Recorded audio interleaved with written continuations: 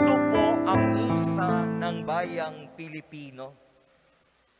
Mga nasa 1975 hanggang 1980 pa po, isinumite na ng buong ng mga obispo ng Pilipinas ang approval nito sa Roma. Pero hanggang ngayon, hindi pa po ito approved. Pero tayo ay pinapayagan na ipagdiwang ang misa ng bayang Pilipino during special occasions. Kaya hindi ito ang ating normal o ordinaryo pagdiriwang. We still have the way of the Mass in Rome, pagmimisa sa Roma. Kaya tayo nagdidiwang sapagkat ating ipinapahayag sa Diyos ang ating pagpupuri, ang ating pasasalamat. Batay sa ating kultura, batay sa ating kamalayan at pamamaraan ng buhay, pati na sa liturhiya. Mga kapatid, may pangarap ang Panginoong Hesus. Walang iba kundi ang kaharian ng Diyos. Ang kaharian ng Diyos, ang pangarap na nais ibahagi at ialay ni Hesus sa sangkatauhan. Ang kaharian ng Diyos, ang sentro at tuon ng ministry o paglilingkod ni Kristo. Kapag binasa natin ang kabuuan ng banal na kasulatan, lalo na ng mga ebanghelyo, malinaw na ang pagpapahayag tungkol sa kaharian ng Diyos ang puso at sentro ng paglilingkod ni Jesus. Lahat ng kanyang mga aral at turo, lahat ng kanyang pagpapahayag, ang direksyon at pinupunto ay ang kaharian ng Diyos.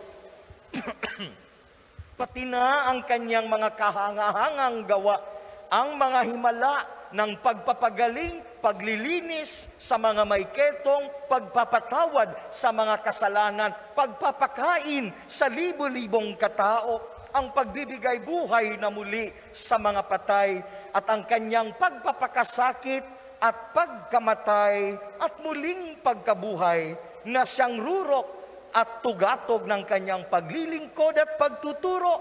Lahat ng iyan ay pagtukoy, pagpapadama at pagpaparanas ng kaharian ng Diyos sa mga tao. Ganito ang pahayag ni Jesus. Dumating na ang takdang panahon, malapit nang maghari ang Diyos. Kaya't magsisi na kayo't talikuran ang inyong mga kasalanan, paniwalaan ninyo ang magandang balita. Yan ayon sa Ebanghelyo ayon kay San Marcos, Kabanata 1, Talata 15.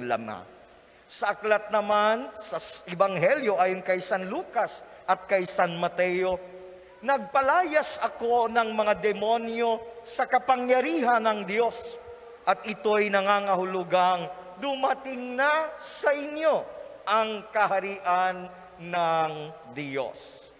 Ayon po sa katesismo ng Simbahang Katolika, upang tuparin ang kalooban ng Ama, sinimula ni Kristo sa lupa ang kaharian ng langit. Sa katunayan, kalooban ng Ama ang bahaginan ang mga tao ng buhay ng Diyos. Ito'y ginawa niya sa pamamagitan ng pagtitipon sa mga tao sa harap ng anak niyang si Jesucristo. At ang pagtitipong ito ay ang simbahan sa ibabaw ng lupa, ay binhi at pasimula ng kahariang ito. This is wonderful. Tayo ang bayang tinipon, at ang sabi, ito ang binhi at pasimula ng kaharian ng Diyos. Kaya nga ang kaharian ng Diyos ay isang katotohanan at realidad sa kasalukuyan na nasa daan patungo sa kaganapan. Lagi nating tandaan, mga kapatid, na ang kaharian ay nasa atin na. Si Kristo ay Panginoon at Diyos at napagtagumpayan na niya ang kapangyarihan ng kasalanan at kamatayan. At ito ang mabuting balita nang dahil kay Jesus nabago ang lahat. Si Yahweh ay dumalaw sa kanyang bayan sa lupa at sila'y pinalaya niya sa kamay ng kanilang mga kaaway. At ngayon, lahat ay inaanyayahan na mamuhay ayon sa kaharian ng Diyos na hindi katulad ng mga naghahari at kaharian dito sa sanlibutan. Bakit po? Ang daan at pamamaraan ng kaharian ay kababaang loob at paglilingkod. At ito ang masasalamin natin sa pamumuhay ng mga unang Kristiyano na nababanggit sa unang pagbasang ating napakinggan. Naghari sa lahat ang magkahalong pitagan at takot at nagsama-sama ang lahat ng sumasampalataya at para sa lahat ang kanilang ari-arian. Ipinagbibili nila ito at ang pinagbilhan ay ipinamamahagi sa lahat ayon sa kapangangailangan ng bawat isa. Ang karanasang ito ng paghahari ng Diyos sa sambayanan ay panahon ng pagpapanibago, pagpapanumbalik at bagong buhay. Mga kapatid, ito ang pinapangarap na uri ng pag-iral ng ating sambayanan. Ang buhay katiwala o stewardship at pagiging mga katiwala, mga tagapangalaga at lingkod ng Diyos at ng sambayanan.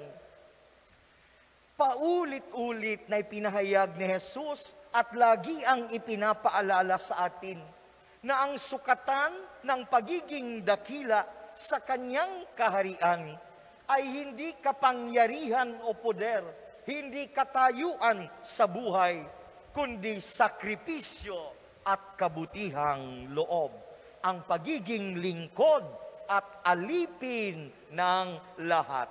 Bakit kailangang maging lingkod at maging katiwalang tapat? Sapagkat sabi ng Panginoon sa Ebanghelyo ayon kay San Mateo, Kabanata 20, talata 21, 8, ang sabi niya, sapagkat maging ang anak ng tao ay naparito, hindi upang paglingkuran, kundi upang maglingkod at ialay ang kanyang buhay sa ikatutubos ng marami.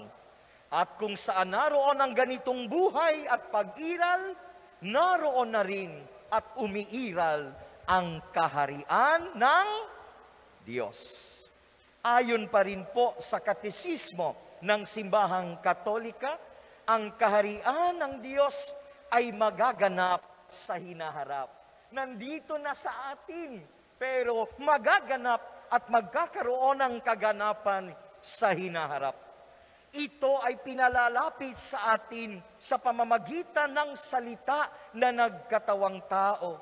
Inihahayag sa buong Ebanghelyo, dumarating sa kamatayan at muling pagkabuhay ni Kristo.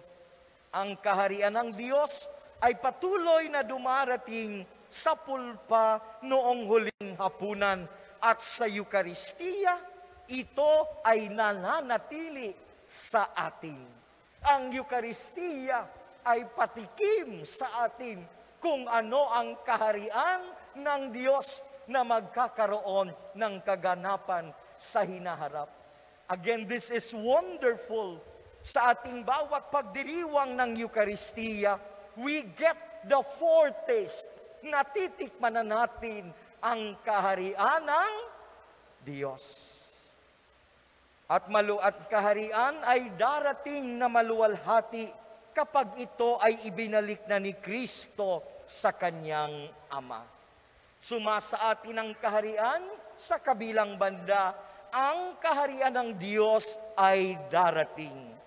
Sinimulan at pinasinayaan na ni Jesucristo ang kaharian sa pamamagitan ng kanyang dakilang tagumpay sa kanyang pagpapakasakit, pagkamatay at muling pagkabuhay.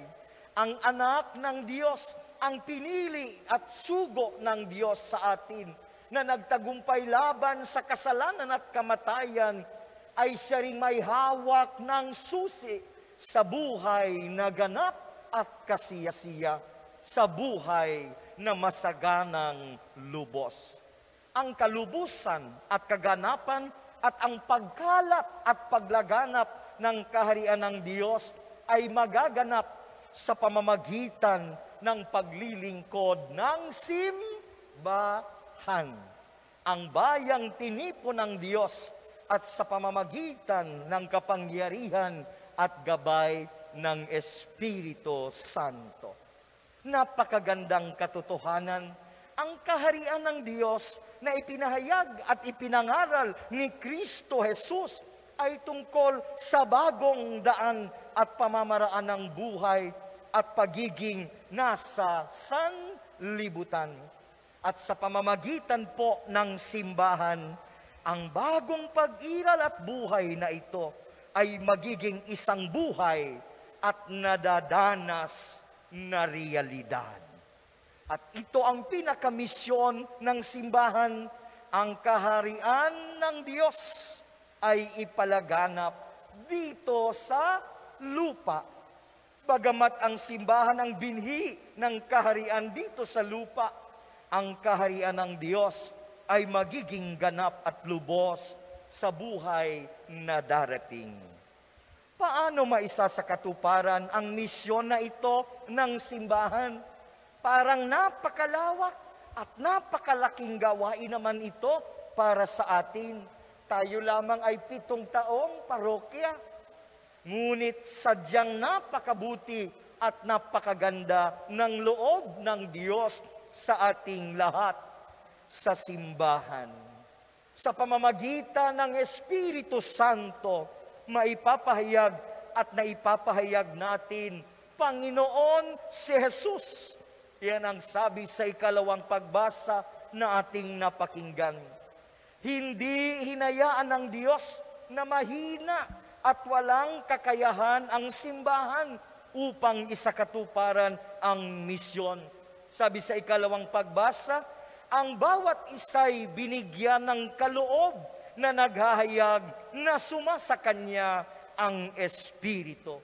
Ito ang pahayag sa 2nd pagbasa mula sa unang sulat ni Apostol San Pablo sa mga taga-Korinto. Ang bawat kaloob na ating tinanggap ay marapat gamitin at ibahagi para saan? Hindi lang sa ikabubuti ng aking sarili, ng aking pamilya, kundi sa ikabubuti ng lahat. Sa wikang Ingles, for the common good.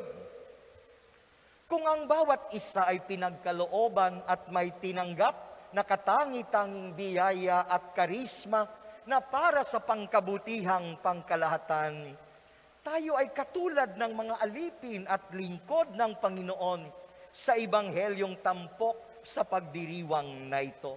May ipinagkatiwala ang Diyos sa bawat isa sa atin. May atas na gawaing inilahad ang Diyos para sa atin bilang isang sambayanan. Ang tayo ay maging magaling at mabuting alipin, mga katiwala ng Panginoon. At ano ang ibig sabihin ng pagiging magaling at mabuting alipin? Magaling not because we know a lot and we know everything, kundi kung ano ang ipinagkatiwala ay ating tinatanggap at nililinang. Ang pagiging mabuting alipin o lingkod ay nangangahulugang kung ano ang ipinagkaloob na biyaya at ipinagkatiwala sa atin, gamitin, linangin at ibahagi ang mga ito. Ang mga pagkain sa labas na ating pagsasaluhan is an exercise of this stewardship. Mahusay ka magluto, Taas ang kamay ng mga mahusay magluto. Hindi po ako magpapaluto at manghihingi. Taas lang po. Yan, mga mahusay. Palakpakan natin ang mahuhusay magluto. Ano ang sabi? Ang biyaya mong tinanggap, gamitin mo at ibahagi para sa kabutihan ng lahat. Kaya kung mahusay ka magluto, mag-volunteer ka. Sa tuwing ang parokya ay may pakain at may feeding program. Amen? Mahusay ka umawit. Taas ang kamay ng mga mahilig mag-videoke. Pwede na hong mag-videoke ngayon, ano? Tatay Teddy, itinataas ang kamay ng nanay, ano? Ano ang gagawin? Sumali ka sa koro. Umawit ka kasama ang ating koro. Magaling ka sa digital technology. Sumama ka sa Ministry on Research and Communications who is responsible for the live streaming of this celebration. Malakas ang iyong pangangatawan at pwede pa namang magpakuba-kuba. Aba, manghila ka na ng iba pang malalakas ang katawan at buuin na ninyo ang Paris Clean-up Brigade. Magiliw ka sa mga tao, hala, sumama ka na sa mga collectors and greeters.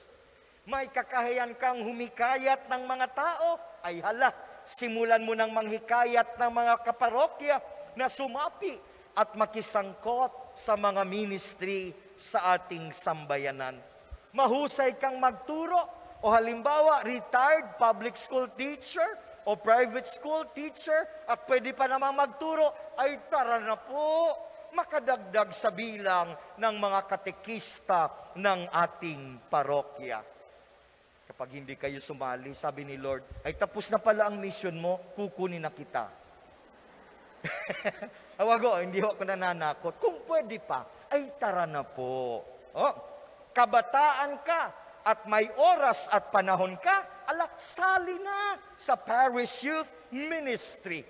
At napakarami pang maaaring pagyamanin at linangin. Lilimang buwan pa lang po ako dito at nakikita ko how gifted this community is. Hindi lamang dahil mas may kaya ang mga tao dito kaysa sa pinanggalingan kong parokya, although that is true. But I also recognize the willingness to help the community. Since I was here, our electric bill has been paid for by families. Volunteer. Ang iba parang napupwersa, pero nagbibigay pa rin naman. Oh, palakpakan po natin sila. Ngunit, ang mga biyayang ating sinasabi ay hindi lamang pera o yaman. Ang lakas, ang kakayahan, ang oras at panahon, time, talent, and treasure. Lahat iyon ay maaaring ibahagi at welcome sa ating sambayanan. At lahat ay may maibabahagi dahil ang lahat ay may biyayang tinanggap. Lahat ay binigyan ng Diyos. Lahat ay ginawang katiwala ng Panginoon. On the other hand, ito naman ang totoo. Totoong mahirap tumugon minsan sa tawag ng pagiging katiwala at lingkod. Amen? Panahon ng pandemya, marami pang mga senior citizens na mga kasapi sa ministry ang aking hindi pa nakikita at nakikilala. But in time, I know in my heart, I will get to know them and collaborate with them. Dahil din sa pandemya, I already miss top man community.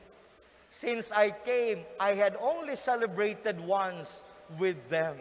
Until today, I have not been there at namimiss ko na po sila. Ang Bella Zona, ang Green Site, hanggang ngayon, hindi ko pa namimisahan. Pero sa tabing ilog, nangako na ako, once we are allowed, we will celebrate Mass in tabing ilog. This is sharing and being Church. Bagamat mahirap, ngunit may biyayang inspirasyon sa sambayanang ito ang Diyos. Walang iba kundi ang ating mahal na ina, si Maria Nuestra Señora de la Paz y Buen Viaje, na tumugon ng may lubos na pananampalataya at kababaang loob. Ang sabi niya bilang tugon sa anghel, "Ako'y alipin ng Panginoon. Maganap nawa sa akin ang iyong sinabi." At ano ang naging pabuya ng Diyos na nag-anyaya kay Maria upang maging ina ni Jesus? Walang iba, ang kaluwalhatian ng kaharian ng Diyos sa pag-aakyat sa Kanya sa langit. Sa Ebanghelyo, ganito ang sabi ng amo sa kanyang mga aliping mahusay at magaling. "Yamang naging matapat ka sa kakaunting bagay, pamamahalain kita sa 10 bayan. At sa isa pang alipin, mamamahala ka sa 5 bayan. Kung napagkatiwalaan tayo sa maliit at kaunting bagay, ipagkakatiwala sa atin ng Panginoon ang pinakadakilang bagay." At ano iyon? Ang kanyang pangarap, ang kaharian ng Diyos. At kung ang buong parokya ay napagkatiwalaan at naging mabuting lingkod, matutupad ang pangarap ni Jesus, ang kaharian ng Diyos. Kaya ang pangarap ng Diyos ay siya na ring ating pangarap.